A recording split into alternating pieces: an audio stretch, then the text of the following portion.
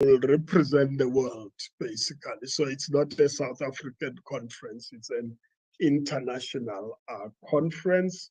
I'm going to have Saleh, our friend, to speak. We had arranged today to have somebody speaking from Ramallah, and Saleh is here. Saleh is here. And we had arranged to have somebody speaking from um, um, um, the various parts. I'm looking for various parts of Palestine so that we can get all the perspectives. But because of the war now, we're not able to link them up. There was one person who was going to talk to us. I won't mention names now because it's risky for them now to be able to talk to us, to express their views. Just to make sure there is no misunderstanding, we are here to make sure that we mobilize the world against apartheid in that region and racism. And we know that Palestinians are people. Saleh, I want you to permit me to say this, are people who are orphans with no one who cares about them in the world. Nobody, not a superpower, nobody cares about them. They've been occupied for 56 years. They have no rights. And I asked for statistics because people think the conflict started last week. I've been saying every month, look at the number of Palestinians being killed monthly, and the world ignores it. When you say, look at the number of children that are being killed monthly, the world ignores it completely. And if they react, those people, then the whole world comes into the picture. And so I would like us to give the statistics between January and now. How many Palestinians have been killed by the Israeli forces in the occupied areas? How many have been removed forcefully from their homes? How many homes have been demolished since January? I'm not talking about many years ago, just to make sure that we are as recent as possible. And when you make a statement, I get reports every month, every week about what happens there. And nobody cares. I mean, I've tried to mobilize the churches to say, but how can we let people die like that and nobody cares? No, Europe is not prepared to deal with this matter because of their own sins of genocide against the Jews. And we need to make it clear today, the Palestinians cannot be made victims of the guilt of the Europeans. We cannot allow that to happen, and cannot allow that to happen as well in terms of what happened with the United States. And so we're talking about the rights of people, and we're going to get on with this business of organizing the conference. Saleh, will we be able to hear him? Can you hear me? Yeah, I can hear you. Can you hear him? Yeah.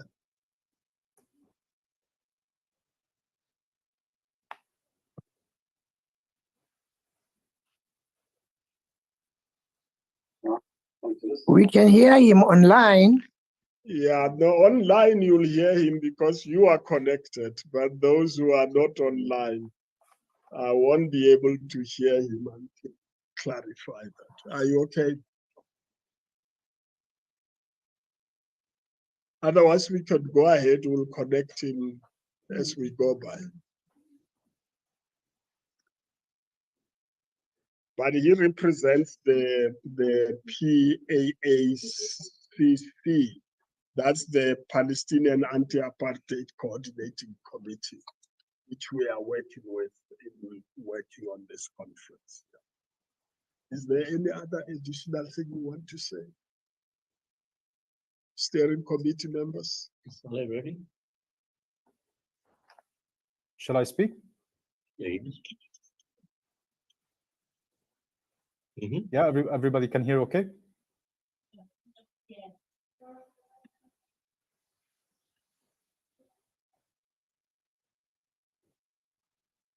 Yep. Hi.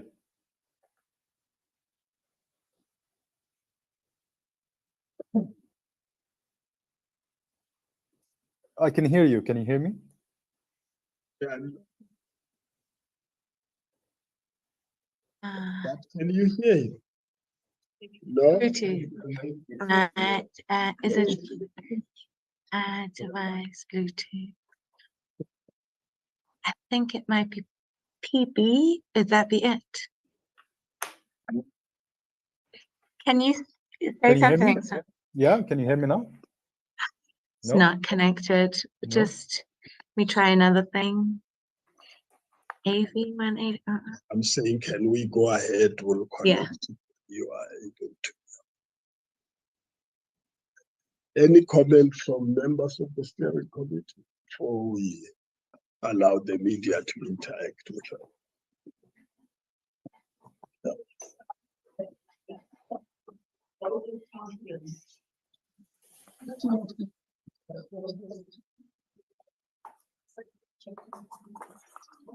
They have removed the.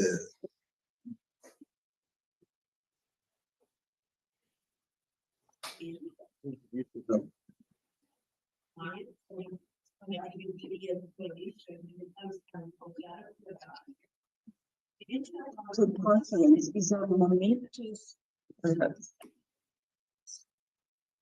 initiative that has come about not last weekend, but has been in the making for the past few years, because we all understand that Palestinians have been going through grave injustice, that settler colonialism has taken over people's homes, people's basic rights, that people's right of return, that means Palestinians who are born in Palestine, cannot have their homes in Palestine. However, if you are born in Europe, you are able to come into Palestine and get a citizenship tomorrow. That is apartheid. So the apartheid conference was born many years ago. And we are saying now that we need to formalize this just like it was formalized for South Africa that went through its dark days of apartheid. So the apartheid convention and the conference will be a global movement. It will build a momentum that will include people throughout the world towards a common objective to end the occupation, to end the oppression of the Palestinian people, to lift the siege, to ensure that people in Palestine have their land, people in Palestine have their rights. And I think that is extremely important. Those are the key objectives that we want the apartheid conference to deal with, as well as for governments and United Nations to ensure that sanctions are imposed on Israel and not continue these kind of atrocities on the Palestinian people. Thank you.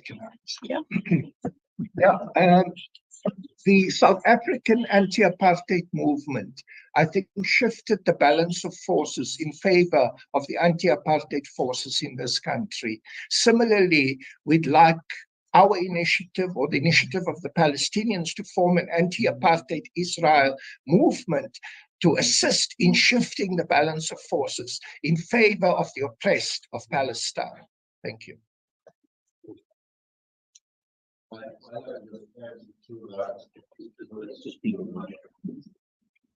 Is it possible if someone can come and say, Online.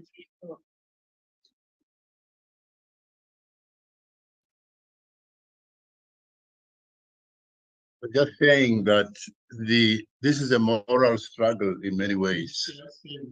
Yeah. Oh, my name is Reverend Moss Cha. I'm a churchman. I am with the Evangelical Alliance of South Africa. And I say that around the world, it seems that the morality of what is right or wrong is so colored by self-interest that would even be the way you explain the nature of the current conflict now, that all of those allies that are working together to cause such mayhem have common interest in some way with regard to, firstly, that they have a history themselves of being colonial powers. And so for them, there's nothing wrong with colonizing a people and settling in their land and doing what Israel does to Palestinian people. But secondly, that because of their own interests, they feel that Israel is important to them for whatever geopolitical interest it is. Now, all of those, you will understand how they can be so irrelevant to people such as ourselves, who come at this conflict with the clarity of our own experience, that, as has already been said, we as a society, as South Africans, we credit the anti-apartheid movement for our very existence and coming into being of a non-racial society here. And so to that degree, we feel a debt that is peculiarly our responsibility as South Africans. We owe the world a debt because the anti-apartheid movement mobilized the whole world against apartheid here. So in some way, if we can play a small part in being a catalyst or serving the Palestinian people in this way, why we feel that that is our historic duty. And we do not share the guilt of Europe, or we do not share the interest they have. We see this as a moral campaign that where good always triumphs over evil. And we'd like to be on the right side of that struggle.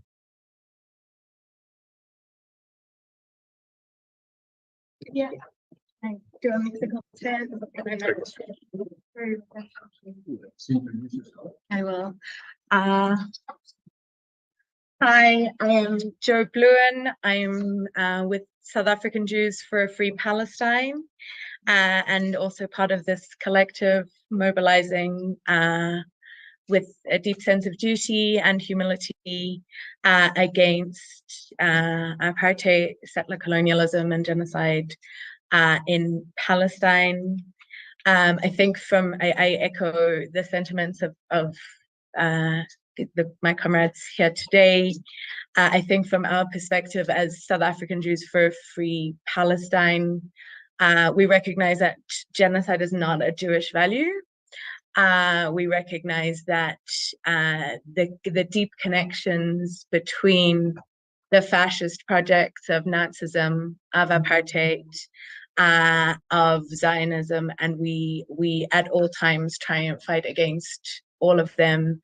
And I think it is incumbent upon us, and we are, as has just been said, we are indebted to so many, and to really reconstitute the understanding and a lot of the media framing of this conflict as a kind of sectarian religious one, to think of it instead as an instance of settler colonization and settler and resistance to that by our comrades in Palestine, to whom we extend absolute solidarity.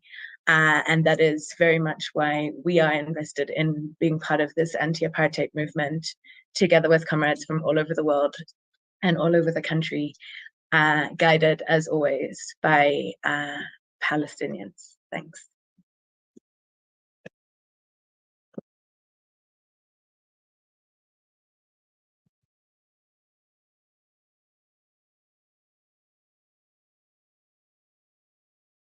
Good afternoon, everyone. I am Lisa Umasisi, and I come from the Progressive Youth Alliance. We are informed by a mandate that comes from this Progressive Youth Alliance, as well as our sister organizations, to advance and obligation that we have as South Africans, but as well as human beings. This is not even an issue of, I would say nationalities. It's an issue of human rights more than anything. And we should obviously, as much as it's a heavily political issue, we must not get blurred. We must take it as a human rights issue first and foremost, before we get into the political stuff. And because we see a lot of gross human rights violations, we cannot obviously stand, in the background and ignore. The steering committee's mandate comes at a very interesting time with the recent developments that have taken place. And we equally welcome the advances of the momentum, the increasing momentum, especially by young people across the world. Almost every single day, I hear of protests, civil demonstrations by young people in institutions, in universities, from London, from New York, from other countries, Kenya, Ghana, which is very interesting. We've never seen these types of advances before at this scale. So we really welcome such developments, and we encourage young people, as well as older people, of course, to further amplify their voices and further mobilize and organize, because international solidarity is one of the most important pillars of any struggle for human rights. Thank you.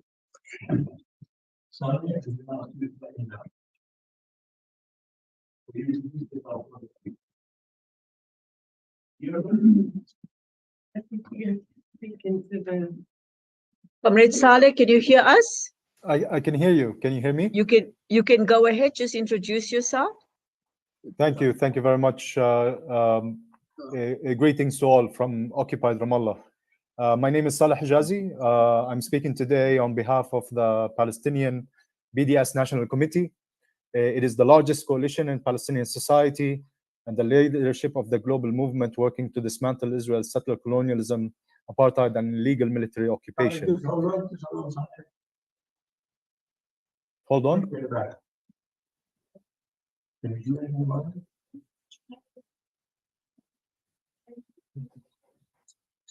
Yeah, we tried. Yeah, can you?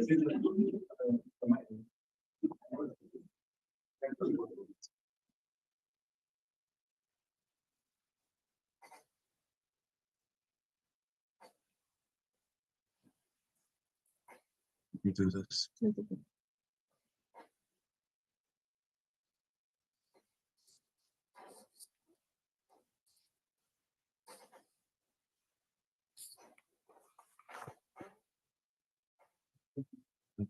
Connected to the Bluetooth again.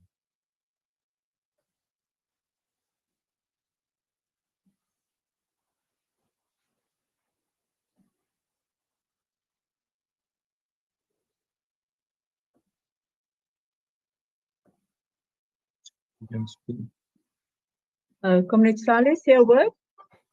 Can you hear me now? No?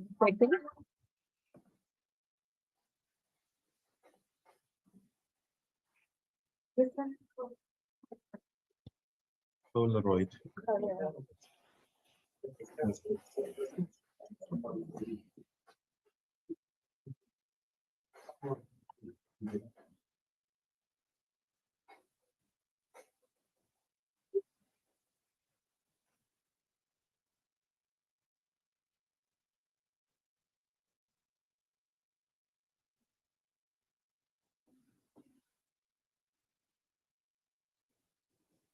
So it was connected, but playing on. So once you connect it, you'll choose that.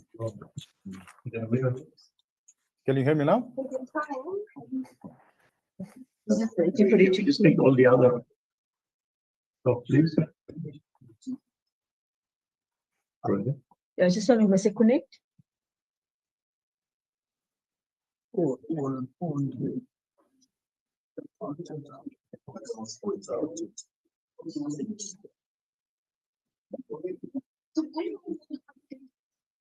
No. Okay, we'll continue. Joe, we're gonna have to I did. continue. Can you just take that? Yeah, the sound is not working. Rosa, just take that off Just the screen. one second. Just connecting.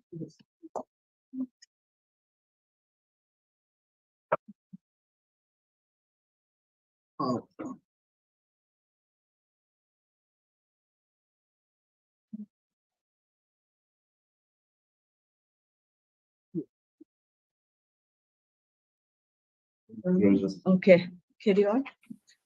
You can carry on, Comrade Saleh. Some of us can hear you. Can you hear me now? Yes. Yes. Okay. Perhaps I'll Yeah, repeat. you And Okay. Thank you. Yes, you can carry on. okay. I'll start. Greetings to all, and thanks very much. Greetings from occupied Ramallah. My name is Saleh Hijazi, and I'm speaking today on behalf of the Palestinian Boycott, Divestment and Sanctions National Committee, the BNC. It's the largest coalition in Palestinian society and the leadership of the global BDS movement to dismantle Israel's settler colonialism, apartheid, and military occupation. The BNC is a member of the Palestinian Anti-Apartheid Coordinating Committee, which was established on the back of the call for the establishment of a global front to dismantle Israel's settler colonialism and apartheid, and which comrades in South Africa responded to. I will be brief, but happy, of course, to take any questions. Comrades, brothers, and sisters, today a genocide is unfolding in Gaza. For over 10 days now, Gaza has been under the most intense Israeli bombardment, targeting homes, markets, schools, universities, hospitals, and infrastructure. Entire families have been wiped off the face of the earth. Israel's onslaught killed over 2,800 Palestinians so far. Over 1,000 of those are children. According to the human rights organization Defense for Children International, one child is killed every 15 minutes in Gaza. Injured people have surpassed 10,000, while the health system is at a breaking point, according to the United Nations. Almost 500,000 people have been internally displaced. Meanwhile, a massive number of Israeli forces are amassed around Gaza, preparing for what will be a brutal ground offensive. Food, water, electricity, and gas have been completely cut off on orders of the Israeli war minister, who said, upon making the order, that Israel is fighting human animals and should act accordingly. Following this, the Israeli military commander responsible for the provision of essentials in the occupied Palestinian territories, implementing his minister's order, repeated that Palestinians are human animals and said, "You will not have electricity or water. You only deserve destruction. You want hell, we will give you hell." Scholars of genocide have said this is a textbook definition of genocide. Now the alarm has been sounded. Human rights organizations in Palestine and elsewhere, the African Union, the Arab League, even South Africa's president have said that genocide is looming in Gaza. Apartheid Israel, supported by the powerful West, are seeing an opportunity to conclude what the Zionist settler project started in 1948, to conclude the Nakba, the ethnic cleansing of Palestine. But this shall not pass. And it is only through meaningful solidarity with us Palestinians, by people and nations who have been victimized by colonialism and apartheid and genocide in Africa and elsewhere, that we can stop the genocide and dismantle the colonial system of oppression behind it.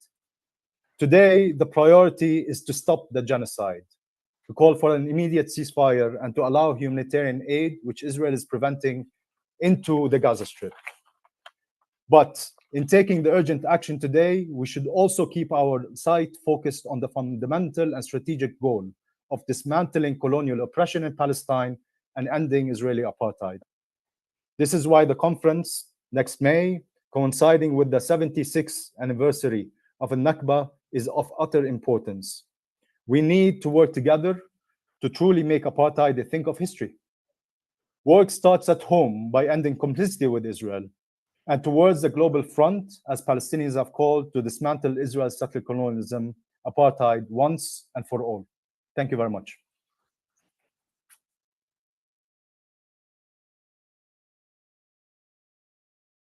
Thank you very much. Questions?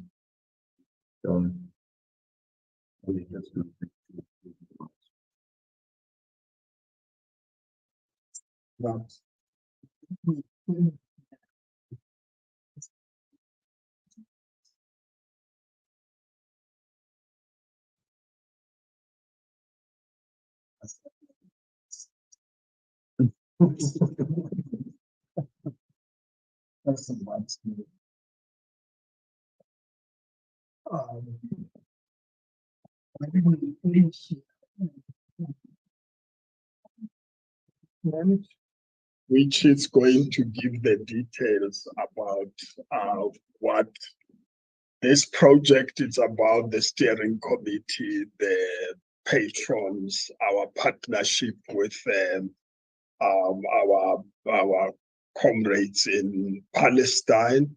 And then it will have a list of the patrons. And then there's a concept note about the conference, which will be your real reference point in terms of what that conference will entail and what is involved in it. We will also have Saleh's statement so that it's made available to you for those who didn't hear him. I think it's of vital importance. But let me just sum up to say the war that is happening now is completely unnecessary. It's a war that should not happen in Gaza. The solutions for people to live together in that region are there and agreed upon and have not been implemented. If they were implemented, like the two-state solution, for instance, if it was implemented, you wouldn't have this war. And blockading people for years in Gaza and just blockade them and they can't go in and out. You create a situation where people become desperate and you are bound to have conflict that we are having. And so it is completely unnecessary. What we need to do is to make sure that war stops, that attack, the bombardment of ordinary people. I can't believe the number of deaths now we're talking about, almost like 3,000 by now. And it's ordinary citizens. They have nothing to do with whoever did anything, except that they happen to live in that place and you get bombed. It's almost like a collective punishment of people for just being in that space. Even the call for them to move from the north to the south, people think that's a call to go away from Palestine completely, because there are those Zionist perceptions of saying there shall be no Palestinians in that area. We need to actually remove them out of the space. And so people are even afraid of leaving their homes to run away from danger, etc. So we are here, the only common element amongst us here in terms of all the entities that are working together is to dismantle that apartheid system. I think that's the bottom line. If you dismantle it, there will be no conflict. There's no need for people to be fighting. They need to live together in peace in that region. If you don't have the two-state solution, then why don't you live together in one place as human beings who respect each other, have rights and etc. But there has been complete resistance to implementation of any solutions in that place. And so we'll allow for questions to clarify things. Thank you, everybody. Can I take some questions from the media? Can you introduce yourself and questions, Joe?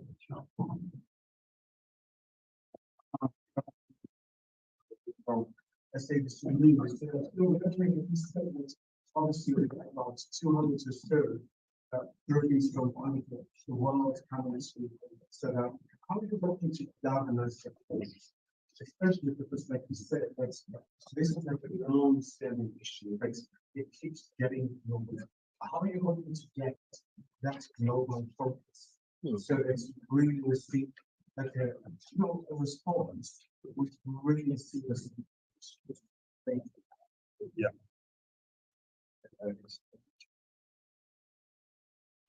Any other questions?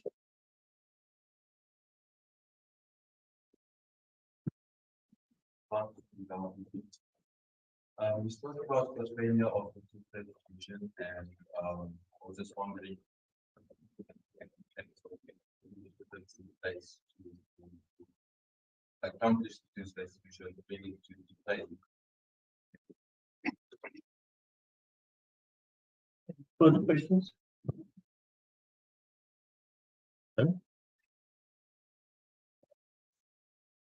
And I respond. Yeah.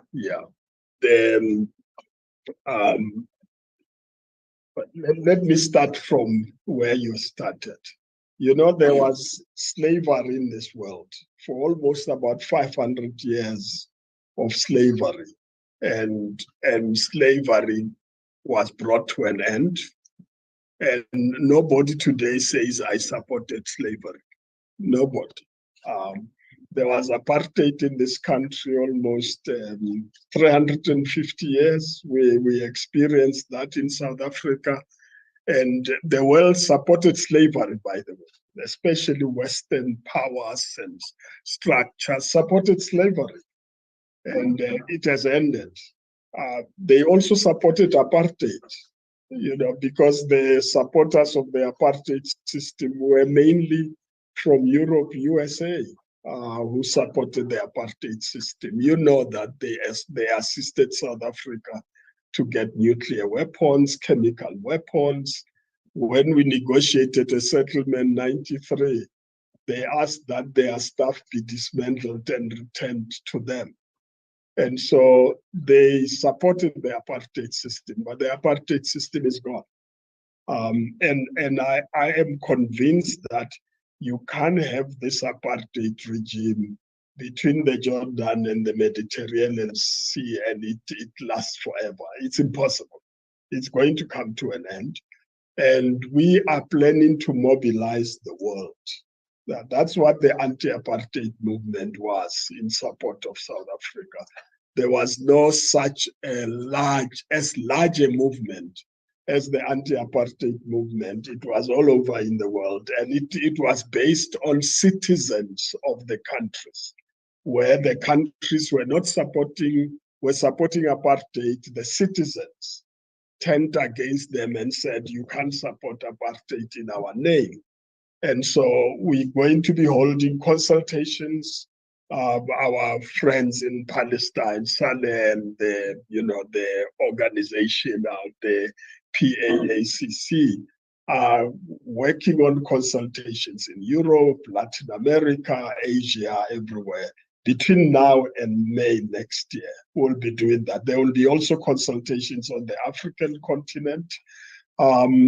We're going to have to make sure that dishonesty comes to an end, and that people who pretend that in fact there's justice in that place will come to an end. Those who support the killings there will know that they cannot continue forever to do that. So by the time we come in May, I'm hoping that we'll have mobilized the world to an extent that the position we take will make sure nobody can ignore it. Not even the United States will be able to ignore it.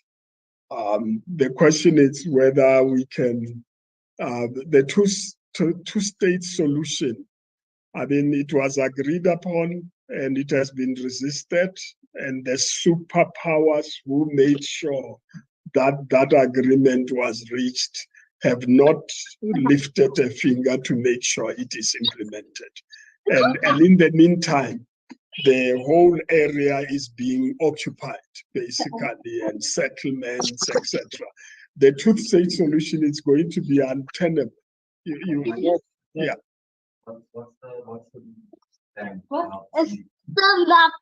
A new one I put.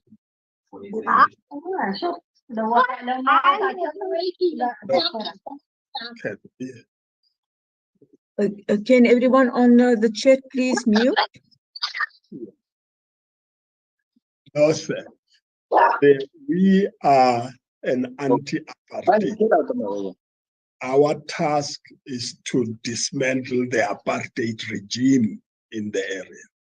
And that if you're going to implement a two-state solution, it can't be based on racism or apartheid or anything like that.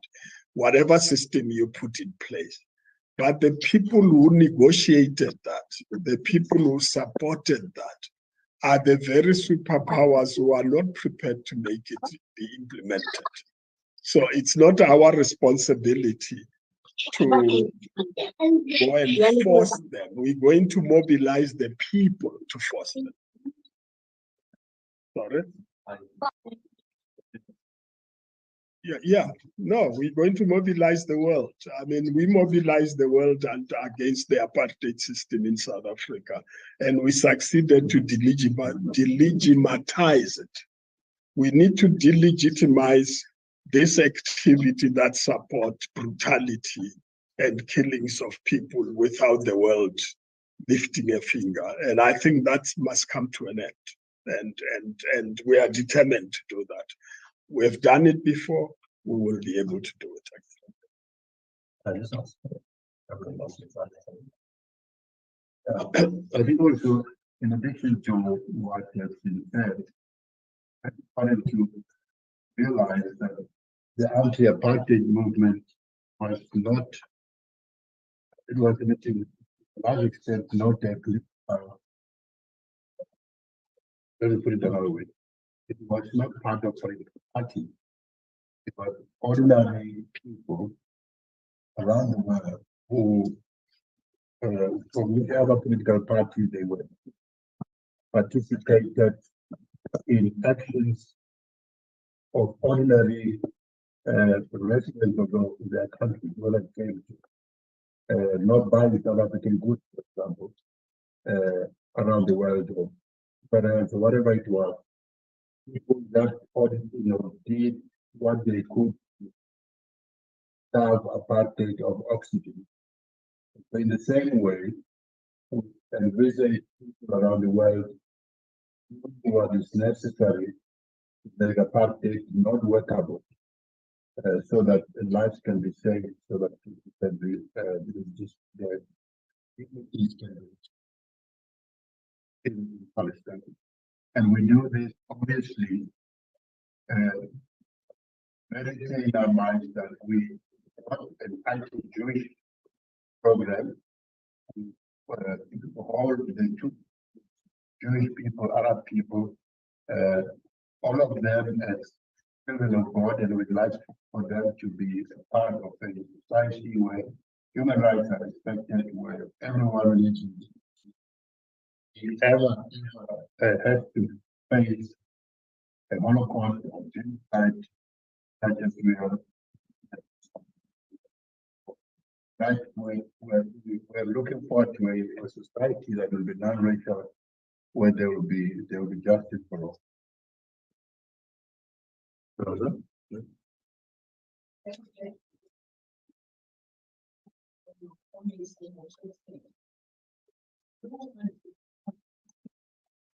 Not what Palestine needs to look at, look like in the future, what structure to look like in the future. The Palestinians have called for one democratic state.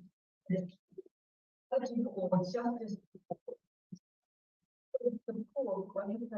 Palestinians wanted it. And then that is quite clear, right? So it's and the occupation and all racism and formulate in one. Is something that the anti-apartheid movement for Palestine will continue supporting and bringing together all forces throughout the world to support us.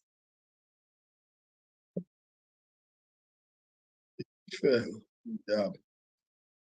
Let's the Deputy Ambassador of the State of Palestine is here and he's been raising his hand, wants to say whatever needs to say. Obviously, you can ask us questions. So, yeah, yeah, but okay.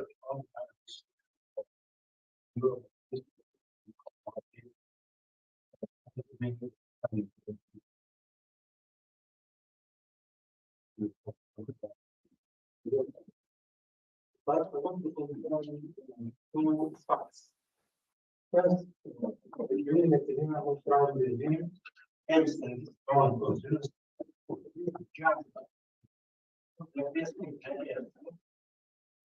Does mean genocide against Palestinian people. Of course, we are losing possible to destroy Hamas as right as but still question the struggle against the Jewish. Following 16 years of anti-siege of the other state. But strategy remains to this as enemy. And before you, I get the day I do. This one is the member of neighbors of the party to people of judgment with their weapons against civilians. That's why we see our country and all our hearts to live as a victim of the first and second world conflict.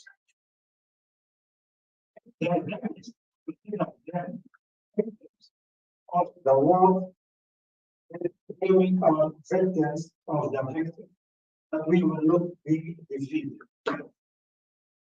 Of the population of the Muslim population of Israel is an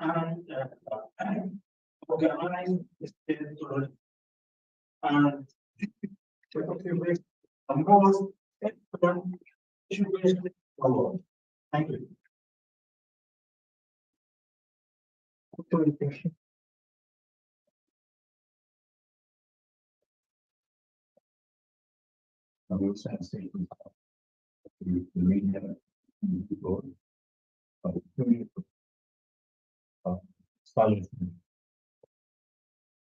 But everybody, there will be people if you still want to interview. Thank you.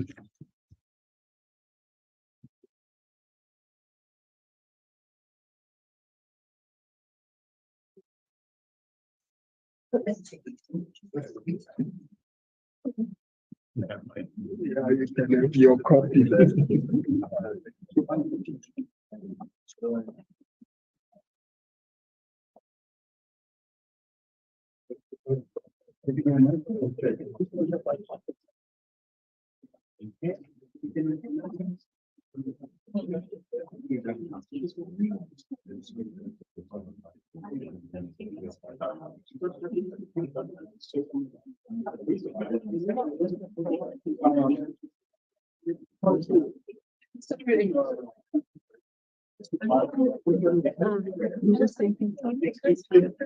Thank you for everyone who's joined us online.